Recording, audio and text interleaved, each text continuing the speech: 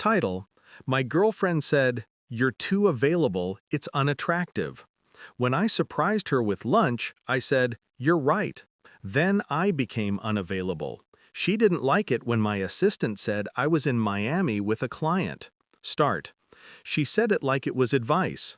A smile, soft but sharp. "You're too available, it's unattractive." That was the day something inside me went still. I'd shown up to her office with lunch, her favorite, sushi from that place across town she loved but never had time to visit. She didn't even look up from her screen when she said it. The chopsticks paused mid-air in my hand, my heartbeat matching the silence between us. I smiled anyway. "You're right." Then I became unavailable. We'd been together for 2 years. Or maybe I should say, I was with her. She was always halfway gone, meetings, friends, mental health days. I convinced myself it was normal, that success made people busy. I was the kind of man who remembered small things. Her favorite candle scent, the way she hated slow drivers, how she liked her coffee, oat milk, 2 pumps of vanilla, half a packet of raw sugar. I thought that's what love was, paying attention. Turns out, love is paying attention to the wrong person until they teach you how to stop. The first crack appeared one Friday night. She texted me. Work thing ran late, crashing at Anna's. But Anna posted a story, her and her boyfriend in Prague. I watched that story twice. Then I watched it again. The way you replay an accident in your mind, trying to understand how it happened so fast. That night, I didn't text her back. That was new for me, and it felt good. Over the next few weeks, I listened more than I spoke. She started volunteering information, too much of it, too rehearsed. "The project's so stressful," she'd sigh. "You wouldn't understand, babe. It's corporate politics." I nodded. I understood more than she thought. I checked her calendar once when she left her laptop open. A dinner at Cielo, the same restaurant where we had our anniversary. The reservation was under client meeting.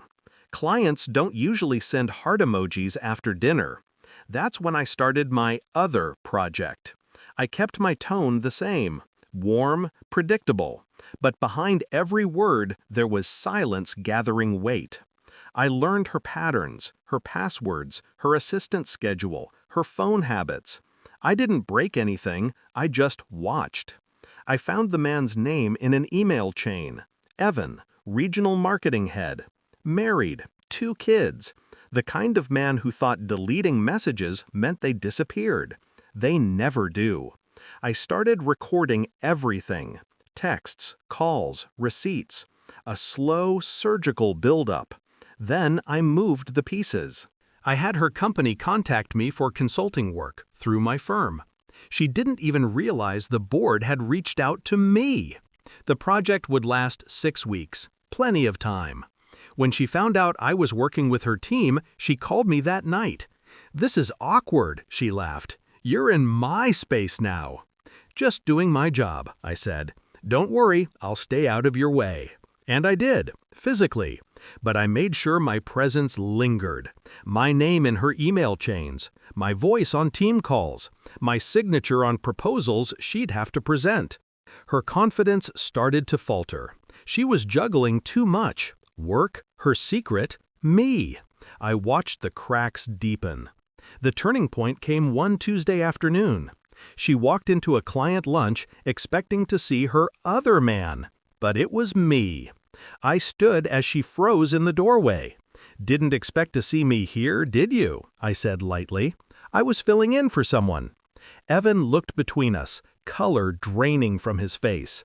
He knew the game was over. She tried to laugh it off. "You two have met?" "Not officially," I said, "but I've read all his messages." The silence after that could have frozen fire. I left before either of them spoke. I didn't need to stay. The fallout was already in motion. 2 days later, her assistant, sweet, nervous girl, called my office. "Sir, she's been asking about you all morning. Said she heard you were in Miami." I smiled. "I am. Technically true. I had a client meeting there. The client was a 24-year-old model launching her skincare brand. Smart, kind, ambitious, the opposite of performative. When my ex heard, she texted, "Miami with a client? Must be nice." I replied, "You're right, it is." She didn't respond, but I heard from mutual friends she'd had a breakdown during a meeting. Something about being replaced. Funny. That's what I used to feel. A week later, the board terminated her contract. Conflict of interest, ethics violation, misuse of company funds. The receipts I had anonymously sent did their job. Clean, efficient, undeniable. She tried to call me afterward. I didn't answer. I let my assistant handle it. "He's unavailable," she said. 3 words. Perfect symmetry.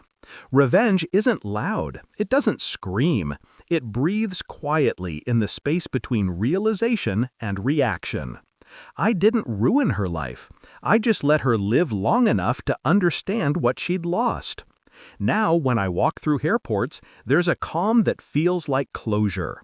I've become someone else, not colder, but clearer. Love taught me loyalty. Betrayal taught me patience. Revenge taught me silence. I didn't need to tell her I forgave her. I just needed her to watch me move on, untouchable. So yes, I became unavailable, and she finally found that very unattractive.